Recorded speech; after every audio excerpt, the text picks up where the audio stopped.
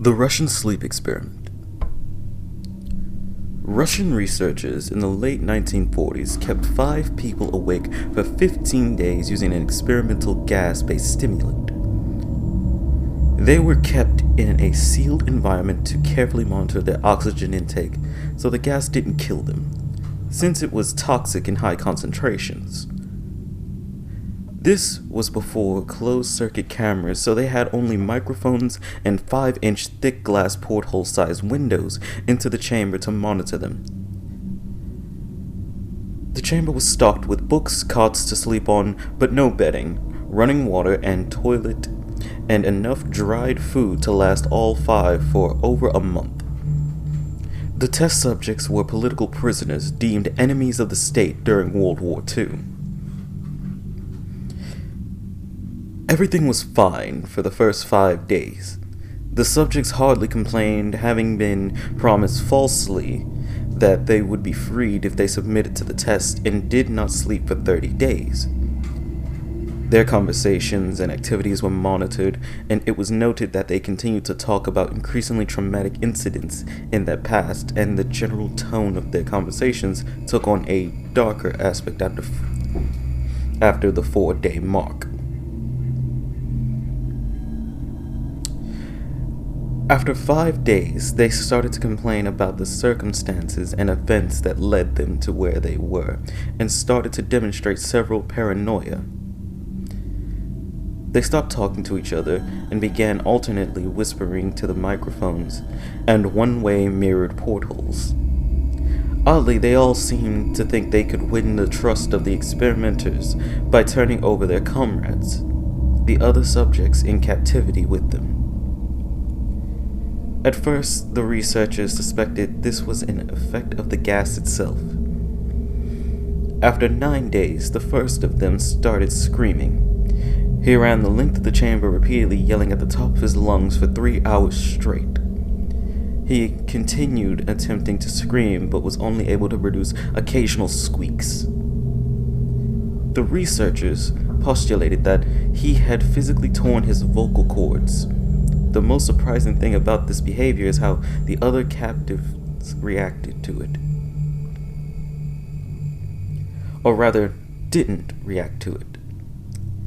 They continued whispering to the microphones until the second of the captives started to scream. The 2 non-screaming captives took the books apart, smeared page after page with their own feces, and pasted them calmly over the glass portholes. The screaming promptly stopped. So did the whispering to the microphones. After 3 more days passed, the researchers checked the microphones hourly to make sure they were working, since they thought it impossible that no sound could be coming with 5 people inside. The oxygen consumption in the chamber indicated that all 5 must still be alive. In fact, it was the amount of oxygen 5 people would consume at a very heavy level of strenuous exercise. On the morning of the 14th day, the researchers did something they said they would not do to get a reaction from the captives. They used the intercom inside the chamber, hoping to provoke any response from the captives they were afraid were either dead or vegetables. They announced, "We are going to be opening the chamber to test the microphones. Step away from the door and lie flat on the floor, or you will be shot. Compliance will earn you 1 of your immediate freedom." To their surprise, they heard a single phrase in a calm voice response. "We no longer want to be freed." Debate broke out among the researchers and the military forces funding the research. Unable to provoke any more response using the intercom, it was finally decided to open the chamber at midnight on the 15th day. The chamber was flushed of the stimulant gas and filled with fresh air, and immediately voices from the microphones began to object. 3 different voices began begging, as if pleading for their life of loved ones, to turn the gas back on. The chamber was opened and soldiers sent in to retrieve the test subjects. They began to scream louder than ever, and so did the soldiers when they saw what was inside. 4 of the 5 subjects were still alive, although no one could rightly call the state that any of them in life. The food rations past day 5 had not been so much as touched. There were chunks of meat from the dead test subjects, thighs and chests stuffed into the drain in the center of the chamber, blocking the drain and allowing 4 inches of water to accumulate on the floor. Precisely how much of the water on the floor was actually blood was never determined. All 4 surviving test subjects also had large portions of muscle and skin torn away from their bodies. The destruction of flesh and exposed bone on their fingertips indicated that the wounds were inflicted by hand, not with teeth as the researchers initially thought. Closer examination of the position and angles of the wounds indicated that most, if not all of them, were self-inflicted. The abdominal organs below the ribcage of all 4 test subjects had been removed, while the heart, lungs, and diaphragm remained in place. The skin and most of the muscles attached to the ribs had been ripped off, exposing the lungs through the rib cage. All the blood vessels and organs remained intact. They had just been taken out and laid on the floor, fanning out around the eviscerated but still living bodies of the subjects. The digestive tract of all 4 could be seen to be working, digesting food. It quickly became apparent that what they were digesting was their own flesh, that they had ripped off and eaten over the course of days. Most of the soldiers were Russian special operatives at the facility, but still many refused to return to the chamber to remove the test subjects. They continued to scream to be left in the chamber and alternately begged and demanded that the gas be turned back on, lest they fall asleep. To everyone's surprise, the test subjects put up a fierce fight in the process of being removed from the chamber. One of the Russian soldiers died from having his throat ripped out, and another was gravely injured by having his testicles ripped off and an artery in his leg severed by one of the subjects' teeth. Another 5 of the soldiers lost their lives, if you count ones that committed suicide in the weeks following the incident.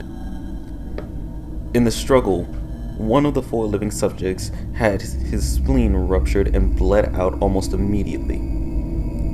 The medical researchers attempted to sedate him, but this proved impossible.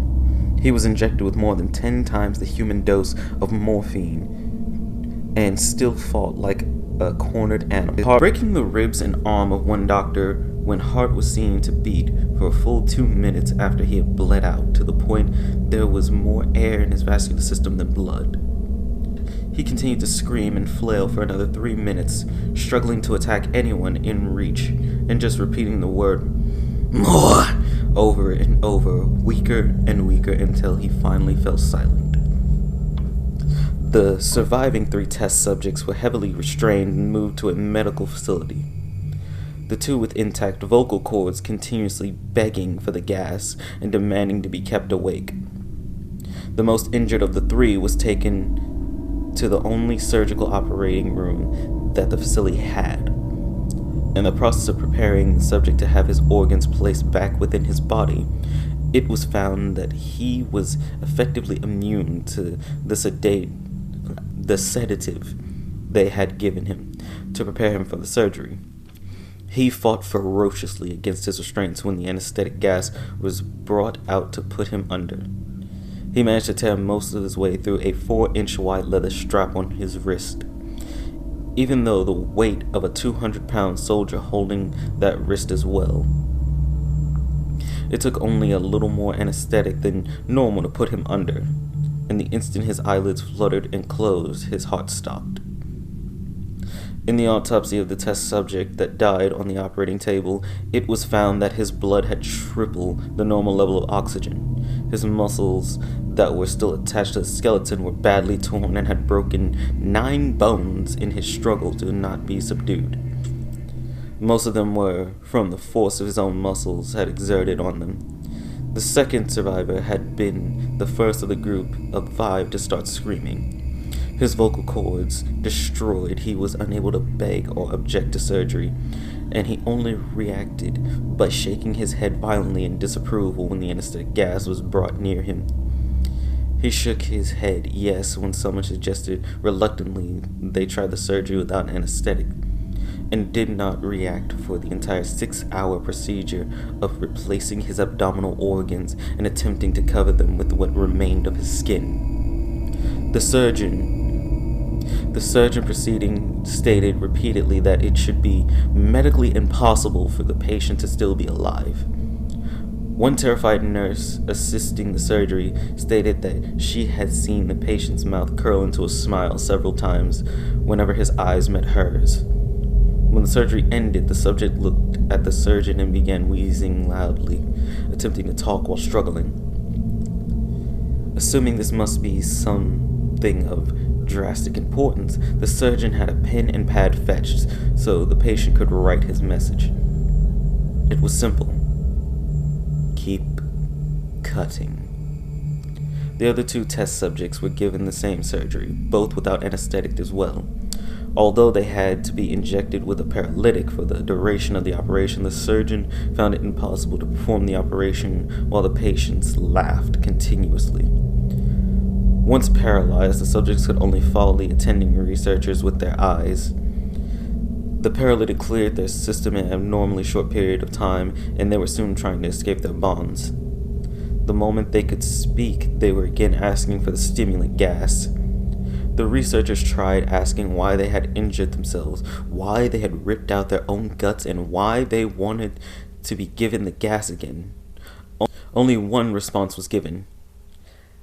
I must remain awake. All 3 subjects' restraints were reinforced, and they were placed back in the chamber awaiting determination as to what should be done with them. The researchers, facing the wrath of their military benefactors for having failed the stated goals of their project, considered euthanizing the surviving subjects. The commanding officer, an ex-KGB, instead saw potential and wanted to see what would happen if they were put back on the gas. The researchers strongly objected but were overruled. In preparation for being sealed in the chamber again, the subjects were connected to an EEG monitor and had their restraints padded for long-term confinement. To everyone's surprise, all 3 stopped struggling the moment it was let slip that they were going back on the gas. It was obvious that at this point all 3 were putting up a great struggle to stay awake. One of the subjects that could speak was humming loudly and continuously. The mute subject was straining his legs against the leather bonds with all his might, first left, then right, then left again, for something to focus on. The remaining subject was holding his head off his pillow and blinking rapidly. Having been the first to be wired for EEG, most of the researchers were monitoring his brain waves, and surprised they were normal most of the time, but sometimes flatlined inexplicably. It looked as if he were repeatedly suffering brain death before returning to normal. As they focused on paper scrolling out of the brainwave monitor, only one nurse saw his eyes slip shut at the same moment his head hit the pillow. His brainwaves immediately changed to that of deep sleep, then flatlined, for the last time as his heart simultaneously stopped. The only remaining subject that could speak started screaming to be sealed in now. His brainwaves showed the same flatline who had just died from falling asleep.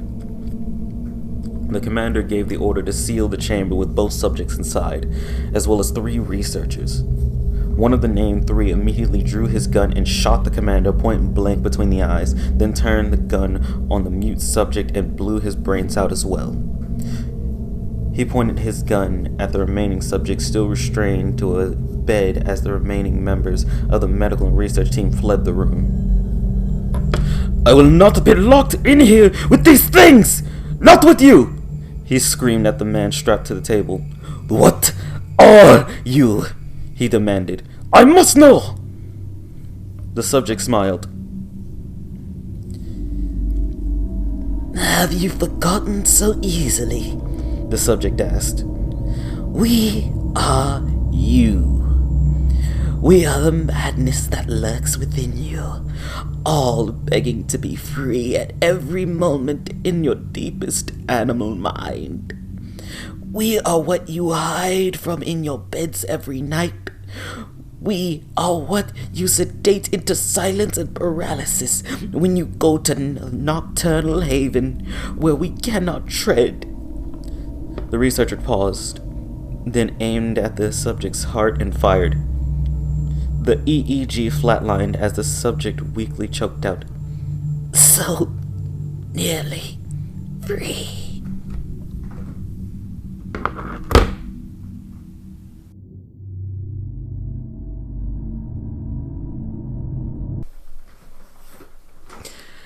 Hello everyone, this is Yami.